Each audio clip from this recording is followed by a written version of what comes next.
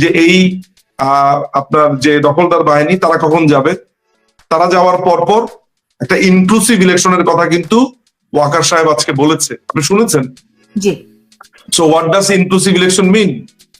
বাংলাদেশের সবচাইতে বেশি ভোটার, সবচাইতে বেশি বড় দল কে? বাংলাদেশ আওয়ামী লীগ। আপনি ফেডারেশন কাপ শুরু হয়েছে, আপনি ইয়ং ম্যান ফকিরারপুল বা বাড্ডা জাগরণী দিয়ে আপনি আপনি ওই ওই ওই লিগ কেউ দেখবে? হ্যাঁ, আপনি আবাহনী ছাড়া বা মোহামেডান ছাড়া আপনার লিগ চলবে? তা আমি যদি মোহামেডান ধরি বিএনপি কে, তা আবাহনী ছাড়া চলবে? মানুষ কি আপনার বাড্ডা জাগরণী খেলা দেখতে আসবে, নাকি মুকসিদপুর একাদশ খেলা দেখতে আসবে? সুতরাং বাংলাদেশ আওয়ামী লীগ হচ্ছে একটা বৃহৎ রাজনৈতিক দল, তাকে ছাড়া যা কিছু করা হবে সবই পাবলিকের কাছে দেশের টাকা নষ্ট। That's it. তো এখন এখন শেষ প্রশ্ন করি, আমি শেষ করব, সেটি হচ্ছে গিয়ে ধরেন ইনক্লুসিভ ইলেকশনের কথা সেনাপ্রধান বলেছেন, কিন্তু তার আগে যে এতগুলি আশঙ্কার কথা আপনি এক ধরনের একটা পার্সপেক্টিভ দেওয়ার চেষ্টা করেছেন, সেনাপ্রধানের কথা শুনে অনেকে কিন্তু নড়ে চড়ে বসেছে। সেখান থেকে ডিসেম্বরের মধ্যে কি নির্বাচন হওয়া সম্ভব? সেখানে এই যে নতুন আপনি যাদেরকে টোকাই কিংবা আপনি যাদেরকে ওই যে বাড্ডা জাগরণী বলছেন, এই নতুন রাজনৈতিক দল কিংবা তারা কি কিংস পার্টি হয়ে উঠতে পারবে? শোনেন, আমি আপনাকে কিছু কথা বলি, সেটা হচ্ছে মিস্টার গ্র্যান্টি বিচ মনে হয় লোকটার নাম। সে ছিল আপনার ট্রাম্পের অত্যন্ত কাছের একজন ব্যবসায়ী, বাংলাদেশে কদিন আগে এসেছিল। ইউনুস তার সাথে দেখা করতে গেছে দুবাইতে। ইলন মাস্কের যে খুব কাছের কয়েকজন ব্যবসায়ী, তাদের সাথেও সে যোগাযোগ করেছে। ইলন মাস্কের সাথে নানান ভাবে যোগাযোগ করবার ট্রাই করা হচ্ছে। আপনি কি জানেন যে সেখানে একটা বড় ধরনের লবি, ইউনুসের যে লবিং ফার্ম গুলো কাজ করে, লামিয়া মোর্শেদ, ইউনুসের যে আপনার ফরেন ম্যাটার গুলো দেখে, এই লামিয়া মোর্শেদের কার সাথে যায়, কি করে, কোথায় ইমেল দেয়, আমাদের কাছে অনেক তথ্য তো আসে। একটা বড় লবিং কি জানেন? ইলেকশনটা কি কোনোভাবে 2026-এর শেষে নেওয়া যায় কিনা বা 27-এ নেওয়া যায় কিনা, এখনো সেই চেষ্টাটা করছে। তো তারা এখন জানুয়ারির কথা বলে আবার বলছে একটু এদিক সেদিক হতে পারে। যেমন ওয়াকারও কিন্তু বলছে যে সে 18 মাসের কথা বলেছে, অর্থাৎ এই বছরের ডিসেম্বরে এইটা তারা করতে পারবে বলে আমার মনে হয় না। কেন? এই যে কেন, এই যে ইউনুসের লবিং, এই চেষ্টা সেই চেষ্টা, এটা কেন? এর কারণ হচ্ছে এই যে টোকাইদের যে পার্টিটা, এই পার্টিটার একটা ভিত্তি তারা করতে চায়। যেমন ধরেন অনেকগুলো কমিটি দেওয়া। এই বাড্ডা জাগরণী এরা আপনার বিভিন্ন জেলায়, উপজেলায়, থানায়, মহকুমায়, গ্রামে, ভালো হয়েছে, হ্যাঁ, এই এরা আপনার এই বাড্ডা জাগরণী যেটা করবে সেটা হচ্ছে যে কমিটিগুলো দিতে চায়। কমিটিগুলো দিয়ে তারা একদম উঠান বৈঠক পর্যন্ত চলে যাবে। তারা মনে করেছে কি, ওই যে আপনার হিন্দি সিনেমাতে দেখায় না, একটা সিনেমা দেখাচ্ছিল স্টুডেন্টরা দল বানায়, তারা জিতে আসে, আবার আম আদমি পার্টিকে দেখেছে। এরা একটা ফ্যান্টাসির জগতে আছে। এরা এখন একটা এখনো তাদের, ওইটা না বলি তো, যেটা হয়েছে যে এরা তো এখনো বাচ্চা ছেলে পেলে, এদের সাথে আর্মি না থাকলে এদের যে কি হবে। ছাত্রদলই তো যথেষ্ট, ছাত্রদলই তো দেখেন না, এদেরকে অলরেডি শো দিয়ে শেষ করে দিয়েছে একদিনের মধ্যে। সুতরাং এদের তো পেছনের শক্তি, ওয়াকারকে এখন কিছু করুক, ওয়াকারকে গিয়ে ওই যে হাসনাত আয় রাজুতে আয় বলুক, দেখি বলুক আয় রাজুতে আয়, এটা বলে না কেন এখন? তো আলটিমেটলি কথা, হ্যাঁ এটা বলতে পারে ওদের যে QMG quarter master general Fayzur, সে যদি এখন লেলিয়ে দেয়, সেটা একটা সুযোগ পেয়েছে, ফয়জুরের নেতৃত্বে আর একটা কুয়ের চেষ্টা হতে পারে বলে আমার ধারণা। সুতরাং এরা একেবারে গ্রাম পর্যায়ে কমিটি দেওয়ার চেষ্টা করছে। সো এই সময় একটা সময় দরকার। একটা রাজনৈতিক দল গড়া তো সহজ কথা না। ধরা যাক আপনি কমিটি দিলেন, অমুককে আহ্বায়ক করে কমিটি বানানোর জন্য ঘোষণা দিলেন, আপনি দিয়ে দিলেন, তো কমিটি দিলেই ভোট হলো। ভোট দিবে কি ওদেরকে? বাংলাদেশের মানুষ আবাহনী মোহামেডান ছাড়া কারো খেলা দেখতে যাবে? সুতরাং বিএনপি আওয়ামী লীগ ছাড়া কেউ ভোট দিবে? ওরা সমাজ বাস্তবতাই বোঝে। ওই বন্দোবস্ত, তাশরিফ রেখেছেন, তারপরে বুটজোয়া, প্রলেতারিয়েত, এইসব শব্দ দিয়ে বন্দোবস্তটা ভালো হয়েছিল। এইসব বন্দোবস্ত আর বাড্ডা জাগরণী, বাড্ডা জাগরণীর বন্দোবস্ত দিয়ে ভোট হবে না। কিন্তু হ্যাঁ। একথাও তো সত্য, আওয়ামী লীগ বিএনপির জাতাকলে মানুষ পিষ্ট হয়েছে। এই দলগুলোর নিজেদের আত্মোপলব্ধি, এগুলি যদি না আসে, মানুষকে তো এই বাড্ডা জাগরণের দিকে। আচ্ছা সুলতানা আপা এদের জাতাকলে পিষ্ট হয়েছে, এরা কিছু করে নাই দেশের জন্য? অনেক করেছে, কিন্তু আরো অনেক কিছু করতে পারতো, অনেক কিছু করে নাই তারা, এটাও সত্য। না, এইটা বলেন না। এই যে আমরা বলি, এই যে আমরা কিন্তু বিরাজনীতিকরণ করি, এই যে আমরা কথাটা বললাম, আমরা করি না। না এই যে আমি বলি কিভাবে করেছেন, এই যে একটা দেখেন এই জিনিসটা একটু মনে হয় আপনি লক্ষ্য করেন। আজকে যদি আপনার একটা ভিডিও, ধরুন আমি যখন কোন একটা প্রোগ্রামে আসি, আমি জানি যে জেনজিদের অনেকেই দেখে, শোনার জন্য দেখে, বসার জন্য দেখে, তারা আসে কি বলি, ওরা কিন্তু একটা ভাইব পাবে সব রাজনৈতিক দলই খারাপ, আমরা কিন্তু ওই ভাইবটাই দিচ্ছি। ওরা তো ভাই ভালো কাজও করেছে। না, ওটা না। এই দেশটাকে স্বাধীন করা কে করেছে? রাজনীতিবিদরা। এই দেশের খুন করেছে কারা? এই দেশের সমস্ত খুন খারাপি করেছে সেনাবাহিনী।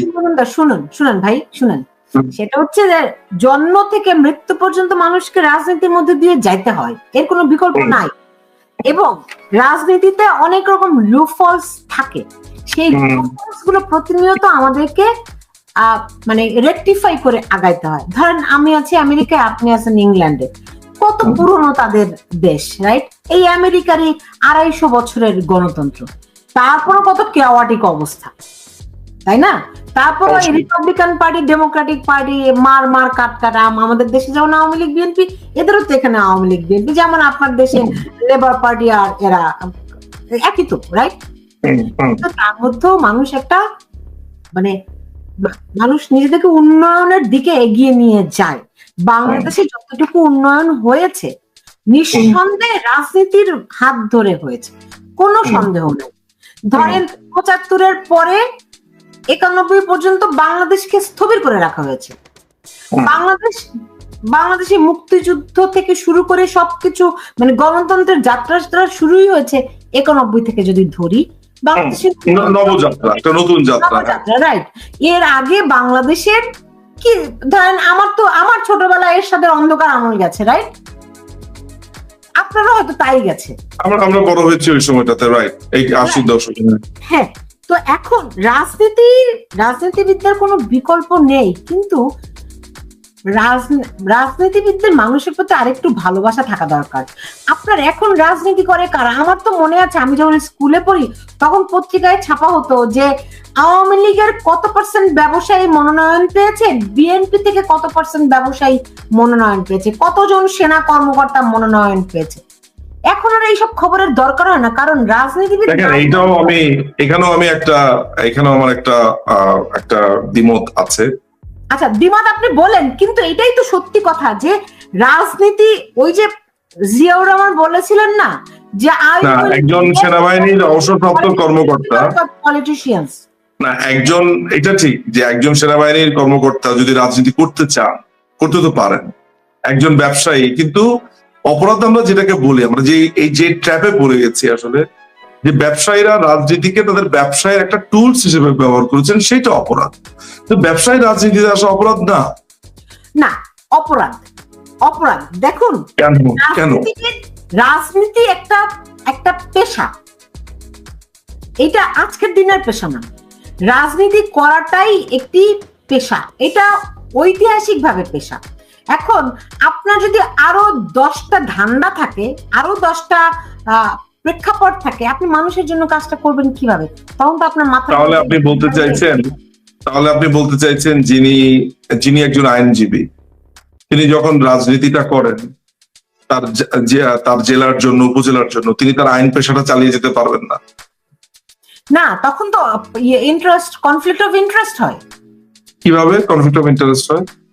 অবশ্যই কনফ্লিক্ট হবে। আপনি যদি আপনার জনগণের জন্য কাজ করতে যান এবং এট দ্য সেম টাইম আপনি আপনার একজন ক্লায়েন্ট, আপনি বাংলাদেশের আইনে, তখন অবশ্যই এটা কনফ্লিক্ট হবে। বাংলাদেশের আইনে কোথাও লেখা নাই, শুধু বাংলাদেশ না, আপনি যে দেশে বসে আছেন আমেরিকাতে, আপনার যে দেশে যে প্রেসিডেন্ট, সে পৃথিবীর সবচেয়ে বড় ব্যবসায়ী, তাই না? সে কিন্তু না, সে প্রেসিডেন্ট হওয়ার পরে তাকে তো ওই ব্যবসা থেকে তাকে সরে যেতে হয়।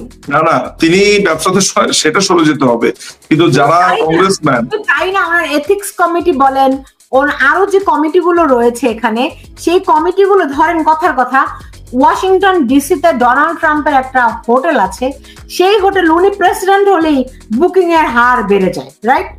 আপনি আমাকে বলেন যে এই রেস্টুরেন্ট গুলো, এই ব্যবসা প্রতিষ্ঠানগুলো এখন কে চালায়? এখন প্রেসিডেন্ট নিজে সরাসরি যুক্ত না। এক্স্যাক্টলি, উনি পারে না, কিন্তু তিনি তো এন্ড অফ দ্য ডে তার ব্যবসাই চলছে। তিনি যে জীবন ধারণ করেন, তার যে বেতন, সে বেতনের বাইরে তার ব্যবসার টাকাটা তার অ্যাকাউন্টে ঢোকে না, এটা বলতে চাইছেন? আলোচনাটা থেকে অনেকখানি দূরে সরে না না না না না না, এইভাবে বললে হবে না, এইভাবে বললে হবে না। এই প্রসঙ্গটা আপনি তুলেছেন।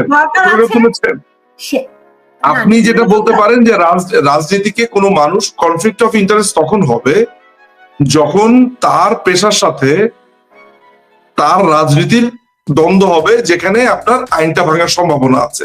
যেমন আমার আমার আমার ধরেন লেটস সে, আমি যদি একজন এমপি হিসেবে, ধরা যাক আমি একজন এমপি, আমার নির্বাচনী আসনের একজনের মামলা আমি লড়ছি আদালতে, তাই না?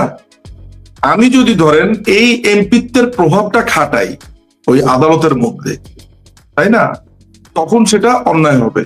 তো সেই সুযোগ তো আছে যে প্রভাবটা না খাটানো হবে না, এখানে আপনাকে প্রভাব খাটাইতে হবে না। আপনি একজন এমপি, যখন আপনি কোর্টের বারান্দায় হাঁটবেন, ওইটারই একটা মনস্তাত্ত্বিক প্রভাব সবখানে।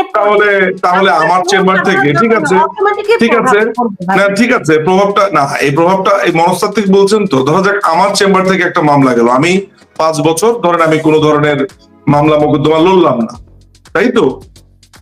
কিন্তু আমার ধরেন লেটস সে আমার চেম্বার থেকে একটা মামলা গেল, তো বিচারপতি তো জানবেন যেটা এমপি সাহেবের চেম্বারের মামলা, সেটার প্রভাব হবে না, মানে ওই একই সূত্রে। তার মানে হচ্ছে না, তার মানে হচ্ছে যে না, তাহলে সেটার গোড়াটা হচ্ছে যে আপনি বিচার বিভাগকে এমন একটা অবস্থায় আনতে হবে, এত ইন্ডিপেন্ডেন্ট বানাতে হবে যে এমপি আসলো না প্রধানমন্ত্রী আসলো ওরা সেটা কেয়ার করবে না, আপনি ওইভাবে ইন্ডিপেন্ডেন্ট বানাতে হবে। তার মানে আমরা গোড়াতে হাত দিচ্ছি না। এই একটা সাজানো গোছানো রাষ্ট্রকে তারা দখল করে, এই আপনার জঙ্গি সেনাবাহিনীর মাধ্যমে দখল করে তারা দেশটাকে একটা নরক বানিয়ে ফেলেছে, একটা দোজক তারা বানিয়ে ফেলেছে। হ্যাঁ, বাংলাদেশের মানুষরা ফোন করলেই বলে যে ভাইরে বাইর হবো না, বাইর হলে যদি মানে স্বর্ণের চেইন পরে বের হয় না, আংটি পরে বের হয় না, একটা ঘড়ি পরে বের হয় না, 500 টাকা দামের একটা ঘড়ি পরে বের হয় না। ওয়ালেটে তার যদি এখান থেকে, আমি এক লোকের সাথে কথা বলছি, তার যদি ধরেন নিউ মার্কেটে যেতে আসতে লাগে হচ্ছে 500 টাকা, সে খুব বড় জোর 1000 টাকা নিয়ে বের হয়। আর মানে এরকম ভাবে আরো টাকা পয়সা সে যেটা করে, মানে আমাকে বলছে, সরি এভাবে বলতে হচ্ছে, সে তার আন্ডারওয়্যারে টাকা নিয়ে বের হয় এমন ভাবে যাতে খুঁজে না পায়। তাই বললাম বলেন কি ভাই এই অবস্থা? বলে ভাই এই অবস্থা। বলে ভাই টাকা যদি নিত তাহলেও হতো, মানে এমন ভাবে টান দেয় যেন হাতের কবজি, এবং সাথে সাথে একটা আপনার কোপ দিয়ে বসে। So reckless.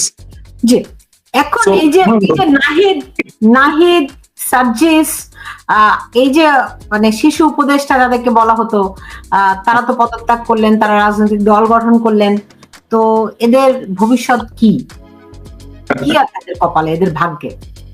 এই বিভিন্ন দেশে ফ্যাফে করে ঘুরবে আর মাথা চাপড়াবে, বলবে আমাদের সর্বনাশ হয়ে গেছে। কবিতার মতো একদম। তাদের তো সর্বনাশ হবে না। শোনেন, যদি সর্বনাশ হবে, টাকা যে বিটকয়েনের মাধ্যমে টাকা পাচারের গল্পটা তো জানেন। টাকা থাকলেই যে ভালোভাবে থাকবে, টাকা থাকলে যে ভালোভাবে বেঁচে থাকবে তা তো না। তারা কোথায় পালাবে? তারা আমি বলছি হাসনাত সার্জিসেরা কোথায় পালাবে? ইংল্যান্ডে আমরা আছি, আমেরিকাতে আরেক গ্রুপ আছে, থাইল্যান্ডে আরেক গ্রুপ আছে। কি করবে? মারবে না? মারবে না। আইনের সর্বোচ্চ পর্যায়ে আমরা চেষ্টা করব এদের জীবনকে, এদের অপরাধকে, এই অপরাধকে যাতে বিচার হয়। মারামারি কাটাকাটি বাংলাদেশ আওয়ামী লীগ করে না, আমরাও করি না, আমাদের সব চিন্তা নেই। আমরা আইনের মধ্য থেকে এদের অপরাধের বিচার পৃথিবীর যে কোনো জায়গাতে আমরা নিশ্চিত করব। কেননা আপনাকে এটা একটু বলে রাখা ভালো অন্যান্য দর্শকের জন্য, যে তারা গণহত্যায় জড়িত ছিল, তারা মানবতা বিরুদ্ধের অপরাধের পরিচিত আপনার জড়িত ছিল, এবং এগুলোকে ইন্টারন্যাশনাল ক্রাইম যেগুলো আছে এগুলোকে বলা হয়, এগুলোর ইউনিভার্সাল জুরিসডিকশন আছে।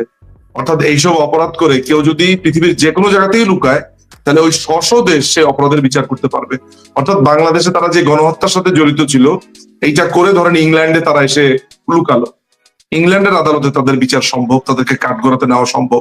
অ্যাসাইলাম ক্লেম করবে, সেই অ্যাসাইলামও করার জন্য সেখানে আমরা আছি, দেখবো অ্যাসাইলাম কিভাবে পায়। থাইল্যান্ডে যাবে, আমেরিকা যাবে, অ্যাসাইলাম ক্লেম করবে, আমরা দেখবো সেখানে তারা অ্যাসাইলাম কিভাবে পায়, আমরা ওইসব নিশ্চিত করব। তো আপনারা তো এই যে পিনাকি ভট্টাচার্য, এই যে ইলিয়াস হোসেন, যারা এই জঙ্গি তৎপরতাকে উস্কানি দিচ্ছে, আপনারা তাদের তো কিছু করতে পারছেন না।